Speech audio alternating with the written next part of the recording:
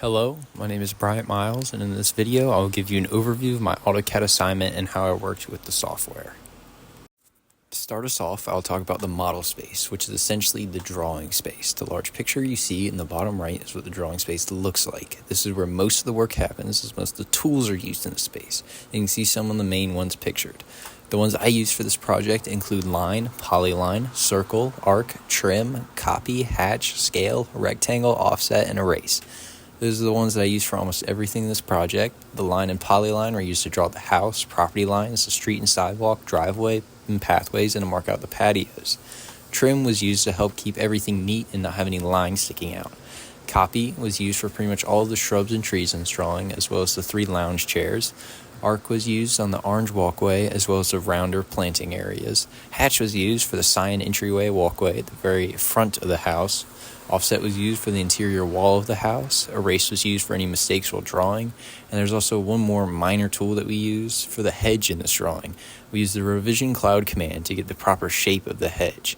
The drawing scale is also 1:1, which means that everything is sized to how it would be in the real world. We did this by using a door as a reference to then scale everything to the right size.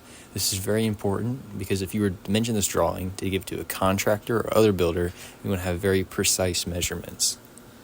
The template we use is identical to the drawing we did. We used it as a trace to guide us and to make sure that the shrubs and trees were going in the right spaces, as well as making sure that the patios, fire pit, and other walkways were in the correct locations.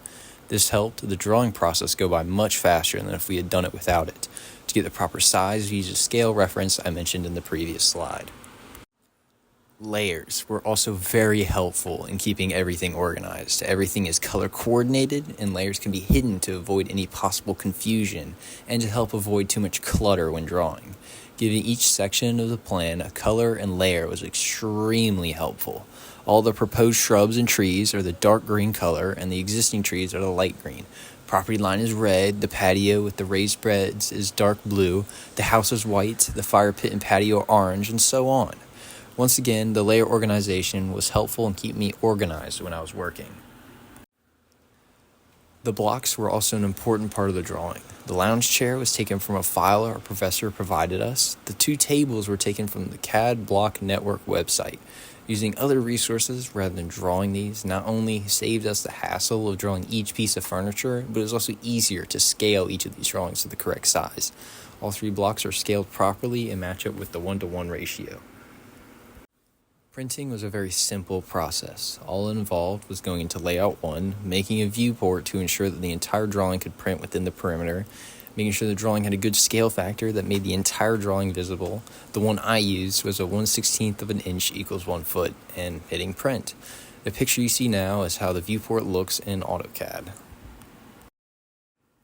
In conclusion, AutoCAD, while it's not an industry-specific software, it is still a very useful tool. I find it very user-friendly and my preferred drafting software because it's what I'm most comfortable with. However, it is a bit pricey. Anyway, thank you for watching, and email me at rbm5768@psu.edu if you have any more questions.